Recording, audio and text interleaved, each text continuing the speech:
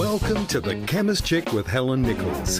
True stories from behind the pharmacy counter. Hello there, my potties. That's my nickname for my listeners. Nicknames are good. It's okay. I've got one. They all call me Helza at work, or sometimes Hell Dog. So thanks for joining me again in the Chemist Chick. This one is all about my early days. My very first pharmacy job was at the age of 14 at the Pill and Puff Chemist in Cremorne in Sydney. My duties included cleaning. Nothing has changed today. There's always cleaning. And I was in charge of pantyhose and hair colours. I felt very important, and the pantyhose came in small, medium, large, tan, taupe, black, white and navy. We all wore white pantyhose in those days. Can you believe it? The hair colours were very limited in those days, and I will never forget a certain blonding cream.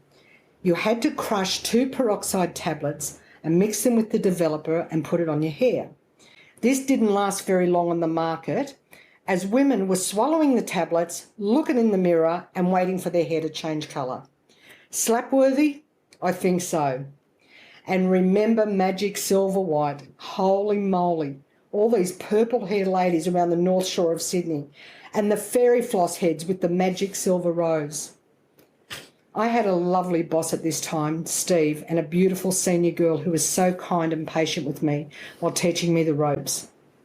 Good memories of the Pill and Puff. These were the days of no computers, no mobile phones, and really no technology.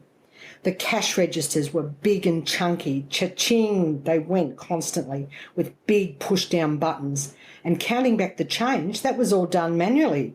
That was all done in your head, and I loved it. This was where my journey as a chemist chick began.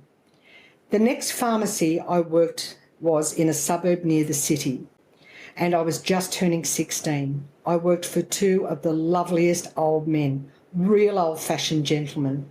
They taught me how to make creams, count tablets, dispense scripts. These were handwritten by doctors who I'm sure had epilepsy. Their writing was barely legible, just scribble. And repeats were typed in a big old crunchy machine whose ribbon ink I used to get all over my fingers every day. The dispensary was behind a wall with a little window to peek through, and another big window that led to the street out the back, not visible from the shop. These 2 gorgeous gentlemen had a couple of pleasures. One loved a beer and the other loved a bet. So on many occasions, one or both would escape out the window or go to the pub or the SP betting shop.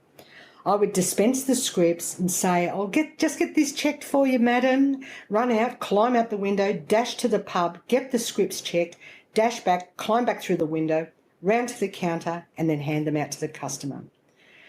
And by the way, all scripts were free in those days. I loved working there. We had so much fun and lots of laughs, but everything was done well and things seemed way more respectful in those days. I enjoyed looking at all the labels on the walls that contained hundreds of old brown bottles. It was fascinating to see the remedies and potions they contained. The big sellers at the time were Fry's Balsam, Condy's Crystals, Belladonna, rubbing alcohol, yeah right, some rubbed, mostly consumed. I sold Max Factor Cosmetics and their factory was just up the road. The girls from the factory used to come in at lunchtime and ask me for names for their new lipsticks as they were running out of ideas. I had some crackers. Skank Red, Gobsucker, Lube Lips. They never used any of my names. I don't know why. You're listening to The Chemist Chick with Helen Nichols. True stories from behind the pharmacy counter.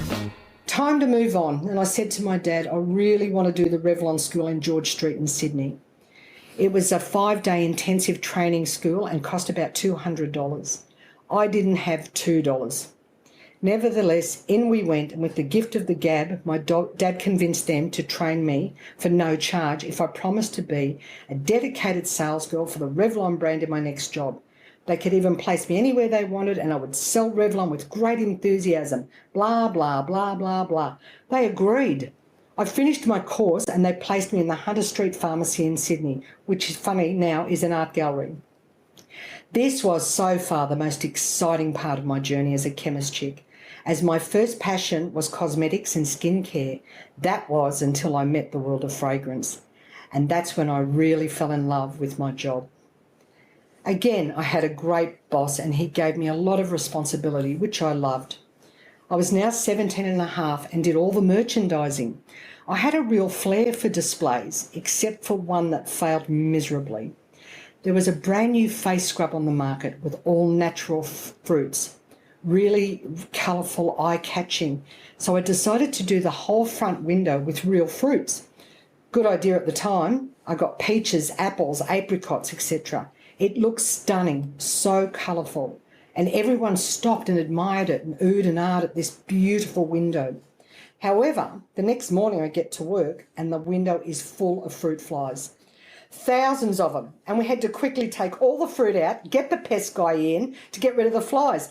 Okay, lesson learnt there. But skipping ahead a few years, I have won a lot of competitions for window displays. One of my favourites was the launch of Eden by Cacharel. You had to submit a photo of your display to Sydney, and I was working at a pharmacy in Hervey Bay at the time, and I pulled out all stops. Apart from a cash prize, there was also a case of Moe to be won. I told the girls we had to win it for our Friday Arvo drinks.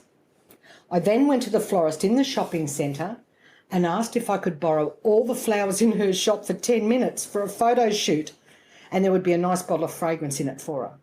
We loaded up all these shopping trolleys full of flowers, took them to the front window of the pharmacy. It was spectacular.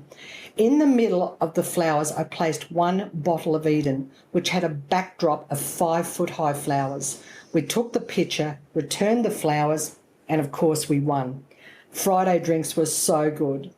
I handed out bottles to the staff and the boss to take home. So much fun, so much satisfaction. This is mainly my introduction today to my journey. Trust me, all the juicy bits are to follow in future podcasts. Tune in next week for the day of the dancing blanket. Bye for now, all my potties. The Chemist Chick with Helen Nichols. True stories from behind the pharmacy counter. You can subscribe to the podcast at Apple Podcasts, Spotify, Google Podcasts, and wherever you hear great podcasts. This has been another quality podcast from Bytes.com.